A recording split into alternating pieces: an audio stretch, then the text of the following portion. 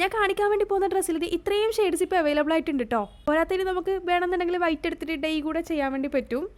അപ്പോൾ ഇത് നമ്മളെ ഒരു ബ്രൈഡ് നമുക്ക് മുന്നേ ഓർഡർ ചെയ്തിട്ടുണ്ടായിരുന്നു. ആ ബ്രൈഡിന് തന്നെ വേണ്ടിയിട്ട് ചെയ്തൊരു ഡ്രസ്സാട്ടോ.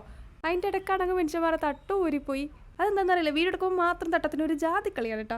ബ്ലൗസിൻ്റെ ബാക്ക് നെക്ക് വരുന്നത് ഇതുപോലെ കേട്ടോ, യു കട്ടിലാണ് ചെയ്തേക്കുന്നത്. പിന്നെ നമുക്ക് കുറച്ച് വൈഡ് നെക്ക് ആയതുകൊണ്ട് ബാക്കിൽ കെട്ടിയിട്ട് അവിടെ ഒന്ന് ടൈറ്റ് ചെയ്ത് സെറ്റ് ചെയ്ത് കൊടുക്കാനുള്ള ഒരു സംഭവം കൂടെ കൊടുത്തിട്ടുണ്ട്.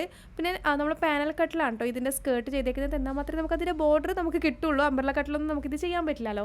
ഷോളിൽ നമ്മൾ 4 സൈഡും ലേസ് തന്നെയാണ് കേട്ടോ കൊടുത്തിട്ടുണ്ടായിരുന്നത്. പിന്നെ നമ്മൾ സ്ലീവ്സിൽ നമ്മുടെ സെയിം ഫാബ്രിക് അടിയിൽ ബോർഡർ വരുന്നത് നമ്മൾ സ്ലീവ്സിൻ്റെ എൻഡിൽ ബോർഡർ വരുന്ന രീതിക്കാണ് എടുത്തേക്കുന്നത്. സ്ലീവ്സിൻ്റെ വർക്ക് ഞാൻ ഒന്നുകൂടെ ഡീറ്റെയിൽ ആയിട്ട് കാണിച്ചിട്ടുണ്ട്. ഇതാണ് വരുന്നത്. ഇത് നമ്മൾ ചെയ്ത വർക്കൊന്നുമല്ല, ഇത് നമുക്ക് ഫാബ്രിക്കിൽ ഓൾറെഡി ഉള്ള വർക്ക് തന്നെയാണ് കേട്ടോ.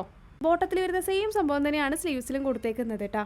ഇതിൻ്റെ കുറേ നമ്മൾ ചെയ്തിട്ടുണ്ടെങ്കിൽ കൂടുതലും ടോപ്പ് പ്ലെയിൻ ആയിട്ട് അതിൽ ഹാൻഡ് വർക്ക് ആയിരുന്നു ആഡ് ചെയ്തിട്ടുണ്ടായിരുന്നത്. പക്ഷേ ഈ കസ്റ്റമർക്ക് നമ്മൾ രണ്ടും സെയിം ഫാബ്രിക് വെച്ചിട്ട് തന്നെയാണ് കേട്ടോ ചെയ്തേക്കുന്നത്. ഇതും നന്നായിട്ടുണ്ട്. കസ്റ്റമേഴ്സിൻ്റെ ഐഡിയ അനുസരിച്ചിട്ട് നമ്മൾ ഇതുപോലെ കസ്റ്റം ചെയ്ത് തരും കേട്ടോ.